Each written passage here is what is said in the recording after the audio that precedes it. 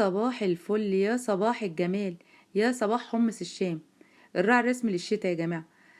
أحلى حمص شام، القعدة الرايقة والدفى والجمال والصحبة الحلوة.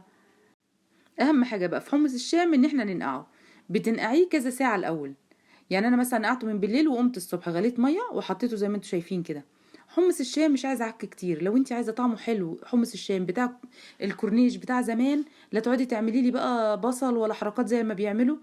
فلفل وطماطم وتوم زي ما انتوا شايفين قدامكم كده، ما تحطيش اي اضافات تانية، صدقيني هيطلع تحفة بجد، كأنك بتشربي حمص الشام على الكورنيش. ده الحمص الشام يا جماعة. غير كده معرفش بقى اللي يعملوا لي بصل واللي يعملوا لي مش عارفة ايه. اوعي حطي له توم وطماطم وفلفل حامي وادعي لي.